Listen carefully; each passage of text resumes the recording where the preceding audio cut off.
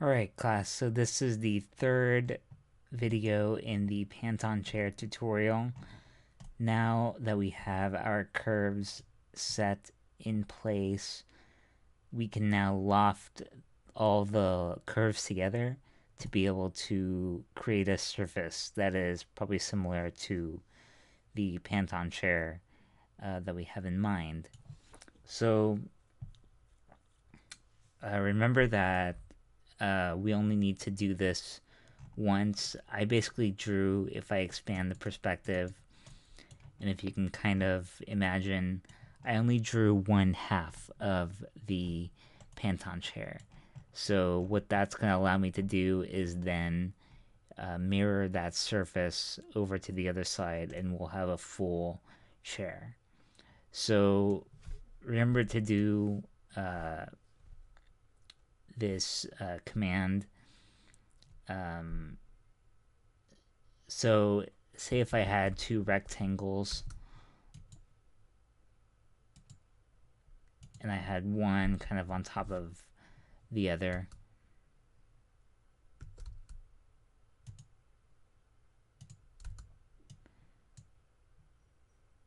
and one was slightly twisted.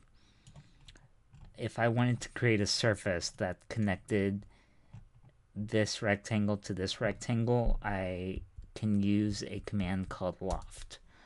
And loft is going to try to relate points to each other and connect the points and generate a surface in between all the points. So watch what happens if I create a loft between these two curves.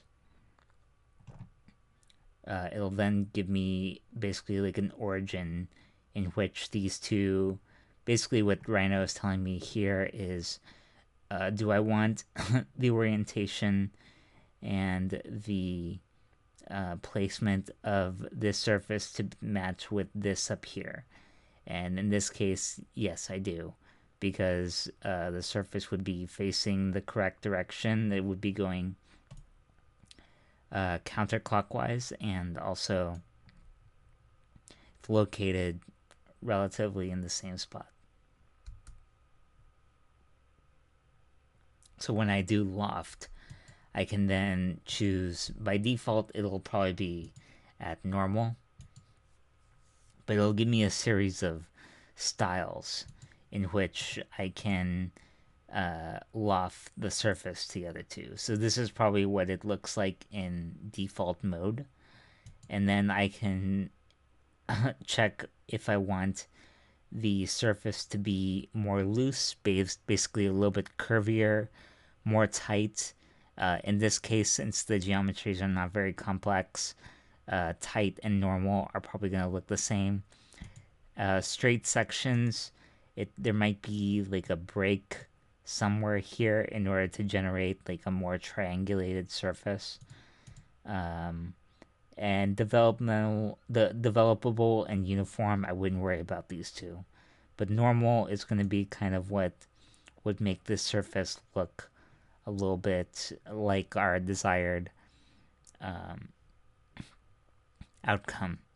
For the Panton chair, we're going to actually be doing a rebuild, basically because we don't have the same number of control points in our top curve with our bottom curve, or going from curve to curve in the Panton chair. We're going to want to rebuild it. In the case of what I just drew, since there are 4 points in the bottom and there are 4 points at the top, we don't need to really rebuild because that would be a little redundant in what we are trying to do. So if we click OK, now we can see a surface, basically like a twisted volume is created and generated between those two rectangles that we kind of made. So basically that's the loft command in a nutshell. It's basically connecting curves and points with another series of perhaps different or relatively adjusted curves and points, and trying to generate a surface between those curves. So let's go ahead and try to loft between these curves. So another thing about the loft command is that the loft is going to ask you to decide which area in your curve is the front and which is the back. So what I mean in that is that in Rhino, every line that you draw has a direction, even though you can't tell which direction it's actually going in.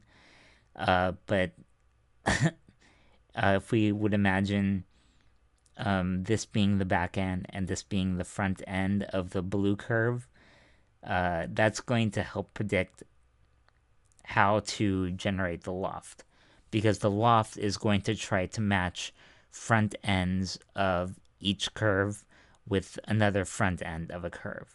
And the way that you pick points or pick objects is going to determine which side is the front and which side is the back. So let's just go ahead and jump into the loft command to be able to illustrate what I'm trying to say. So let's do loft. So loft is also kind of dependent on the order in which you choose things. So in this case, I want to go either from left to right or right to left. But either way, I can't start from the middle and then jump to the right and then back to the left, because it'll just generate a really obscure geometry that is trying to connect from the middle to the right to the left to the right to the left. It's just going to be a very impossible geometry, and maybe in more complex situations that's what you want to do, but in this case we want to go in order. So once we have loft engaged, we want to try to select towards the front of each of these lines so that we can establish which side of the curve is the front side. It doesn't matter which end you choose, but it does matter how many, or it does matter that you repeat the general area in each of these curves. So in this case, I'm going to do it in the top part of each of the curves. I'm just going to go, I'll repeat loft. Then I'm going to select this 1, 2, 3, 4, and 5. And notice that I picked on this half of each of the curves. And then hit enter. All right. So now it's trying to generate a surface between those curves that we have established. So in this case, because I wasn't so exact with my placement of the curves, I'm going to go ahead and select loose. And if we hit preview, so loose already kind of gives us like a more like forgiving surface that kind of figures out that you don't actually mean to have the surface go exactly through these curves, but instead it's going to try to generate a much smoother geometry between the curves that do exist. The other problem that I have here is that I don't have the same number of points in each of these curves. So as you can see, the ISO curves are kind of going in this weird pattern, or in this weird kind of direction. There's a bunch of like undulations. So to alleviate that, I'm going to select rebuild with, and then I can type in any number of control points. Basically, it's going to rebuild the points where the loft is going through, or it's going to rebuild at where all the curves are going through, or sorry, it's going to rebuild all the points in which the surface is going through a specific curve, and then generate 20 control points. So if we hit preview, now we have like a much more rational kind of geometry. As you can see, the grid that is inherent inside of the surface is now a little bit more orderly, and it kind of rebuilds the surface in a much smoother way. So this actually looks pretty good. The surface is going through all the points, and it's kind of correcting some of the mistakes that I may have missed up here and generating a much smoother geometry up here. So I'm pretty satisfied with this. I'm just going to go ahead and click OK. And now we have half of our Panton chair. So now I want to generate the second half of our Panton chair. So to do that, I just click on the surface and I hit the command mirror. And then in the sub command, I'm just going to make sure that copy is set to yes. That way, whatever I mirror, it doesn't delete the original surface. So I can pick anywhere as long as it's the very far edge of this surface that I generated. And if I hold shift, as long as I move in the orientation that yields the second half, that's kind of what I'm going to go with. In this case, I think it's in the Y direction. And there you go. Now we have our surface. And if you want, you could join these two. I don't really need to join them for the sake of this exercise. The other thing I kind of want to make sure is that I trim off the excess of this surface. So as you can see, it dips below the x-axis, and that's because we had our lines kind of going a little bit past the x-axis because we were just going to trim off that excess. So to trim it off, all we have to do is just type line, and let's just start from the origin. So we're going to hit 0, 0, 0, enter, and now the point is at the origin. And we just have to hit shift. And basically we're going to generate a line that goes the entire length and maybe a little bit past the object. And this is going to allow us to trim off the excess. So we have to make sure that we are in elevation view in order to generate this line, because now when we do the command trim, so I'm going to type in trim, now we can just hit the excess surface. If you can't see it, just go into the shaded view in the viewport, and we're just going to hit the part that's below the line with our mouse. And now, as you can see, it cut off the rest of that surface that was kind of dangling below. And that's pretty much it.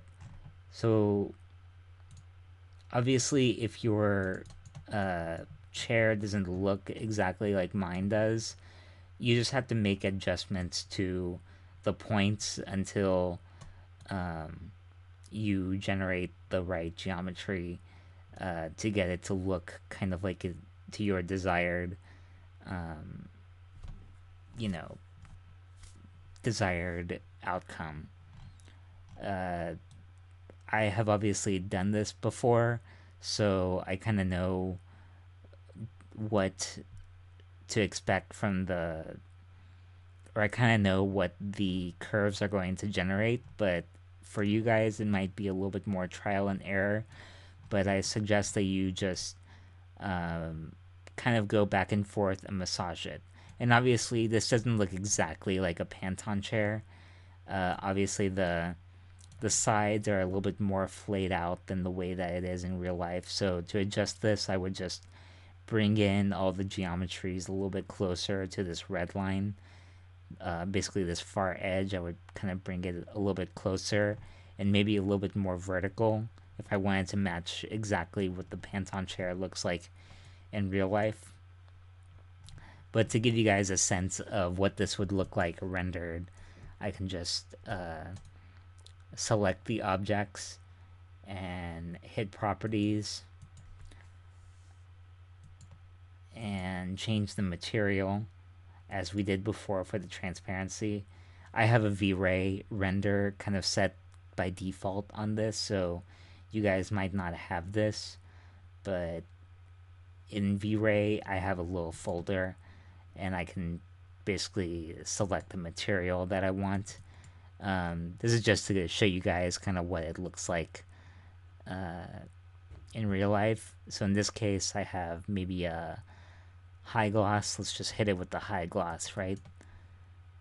And let's just change the color to like some baby blue.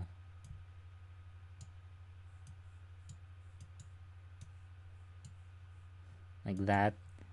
Now if we right click to the rendered, oh yeah, look at that. Looks like a Panton chair. I dare you guys to try to do this in SketchUp. That's pretty much it. So hopefully you guys enjoyed this tutorial. It takes a little bit of practice. You guys won't be able to probably get this right the first time. I know it took me like several tries in order to get this, this edge to line up perfectly. But it just takes a little bit of practice and just repeating, lots of repetition in order to get the desired outcome. So until next time, see ya.